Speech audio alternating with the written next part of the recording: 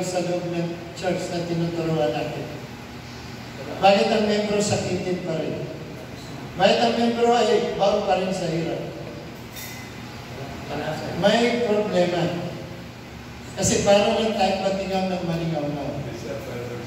Ano, Pastor? Sa isang ibigay sa amin ng screening, lahat ng sakit isa lang ang nagiging sanhi ng lahat ng sakit or acidic ang katawan at acid. Okay. So instead Kaya na acid. ako magtatanong, sagutin mo. Saan galing yung acid? Sa mga iniinom natin. Yan. Dito may magagamot yan eh. Matubig. Ito, Pastor. Pakinggan mo na. Tama na. Diba? Bibigyan. Ito, tingnan nyo ito. Sa ikalawang hari, tingnan mo. Pag nag-tights ka, dahil may yan everlasting covenant with salt, tingnan mo yung source ng tubig. Sige, hari. Ikalawang hari.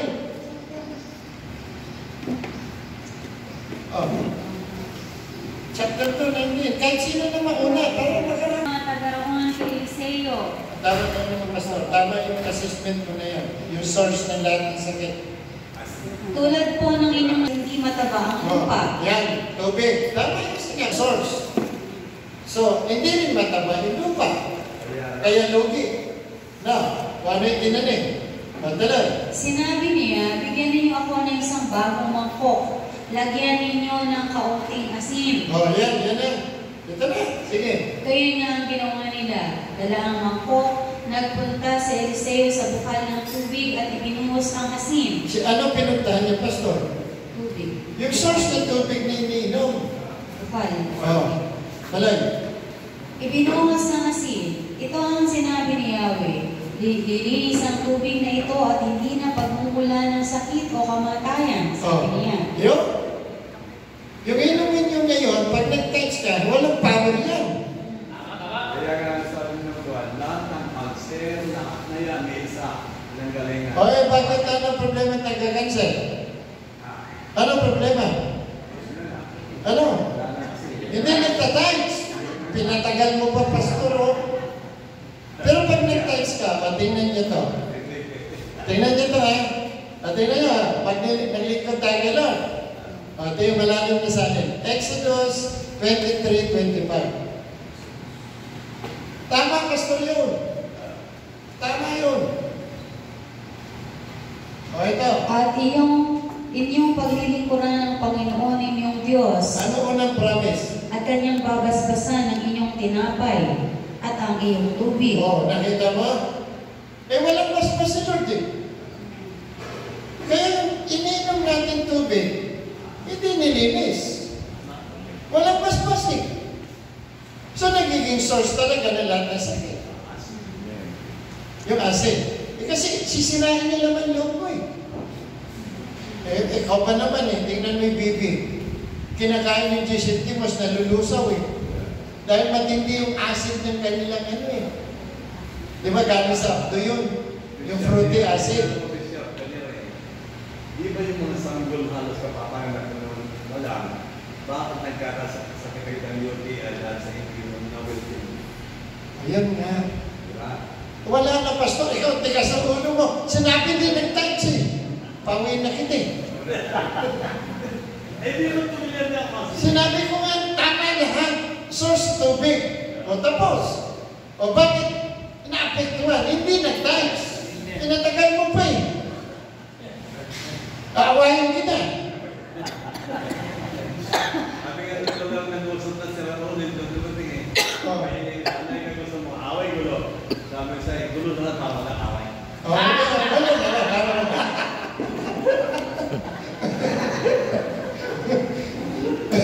Aawahin talaga kita. Kailangan huwag kang magulo. Hindi, ang totoo talaga nun. Hindi nag-touch. Yun talagang dahilan nun. Pero pag nag-touch ka, lilinisin niya yung tubig eh. Ano maglilinis yung tubig? Yung asin. Saan galing yung asin? Doon sa touch mo, everlasting covenant with salt. Automatic na yun. Aalisin pa yung sakit. No, alisin pa. Pahabain pa nga pastor buhay natin. Ngayon, bakit tumaiksi? Maraming pastor, maiksi buhay. Di nagtatags. 120 years ang haba ng buhay natin, sabi ng Bible. Naku po. Kaya mo pa ba lumakad, pastor? No? Hindi, pastor, nabasa ko lang. Oo nga, nagtanong ko, kaya ko ba lumakad? No? Ay, kaya. Okay ka. Pero pag ako hindi na, at tinukasa na lang ni Pastor at wait na, uuwi na ako, panalangin niyo na. Pastor, sabi ng iba, pag namatay ka na ng 16, kalahati ng buhay mo, sinayang mo. Kasi 120 ang sabi ko sa Bible eh. Oo nga naman. Sabi ng Panginoon, nasa kasalanan niyo, 120 taon na lang kayo. Hindi nag-times. Hindi nag-times.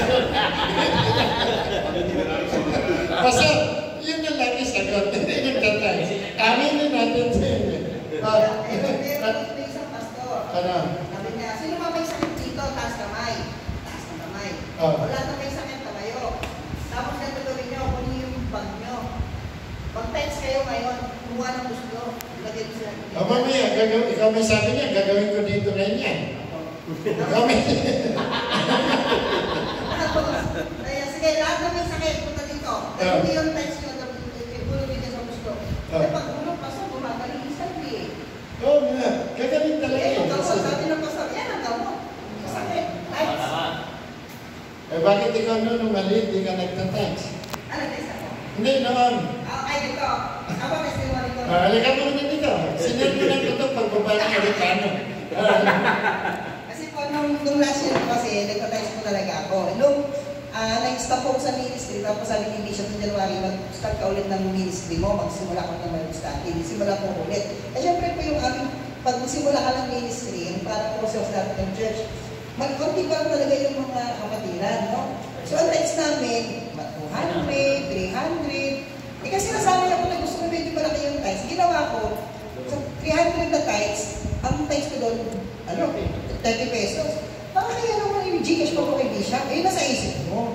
Kaya ginawa ko, yung text ko, pinipili ko na lang sa mga tao. O, pamasahin mo to. Akala ko naman si Lord, kalulugdan ako. Ito po nangyari. Yung savings ko po sa card ko, may savings kasi ako doon, yung tinatabi ko yun. Na-accidente yung kapatid ko.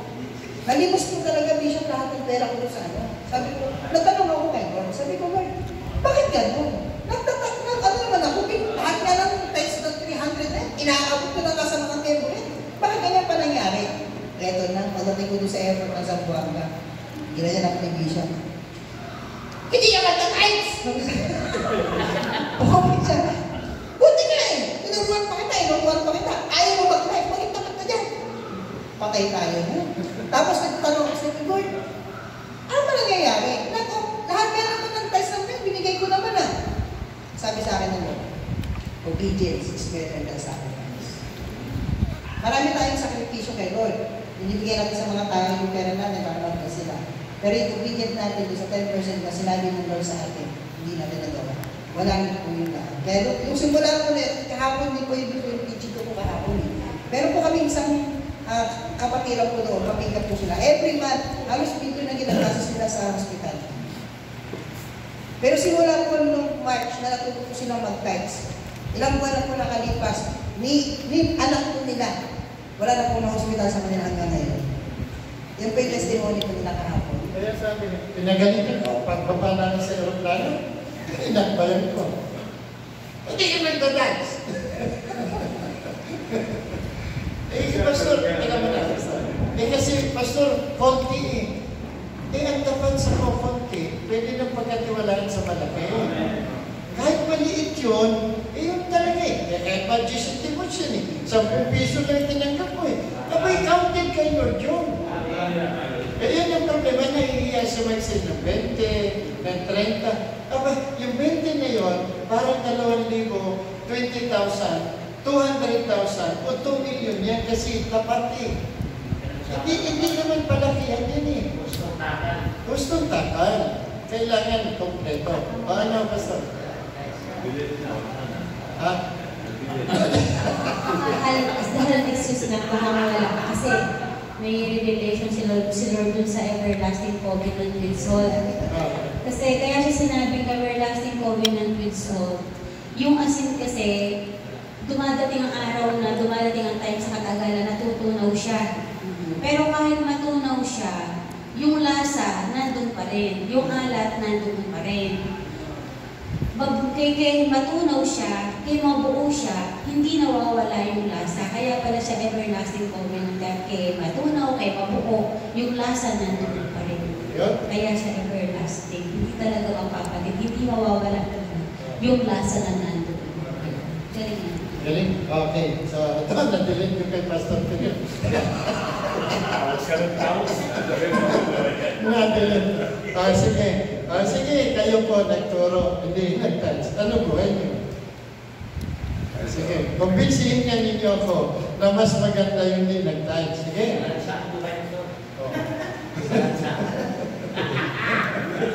Ngayon, pag ako naman tinanong nyo at katapatan dyan, siguro naman, yung bunga na lang magsalita, di na ako magbubunga nga.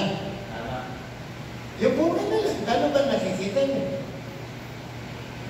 Di ba, let the fruit speak of itself? Makikilala niyo sa bunga. O ano nakikita niyo bunga?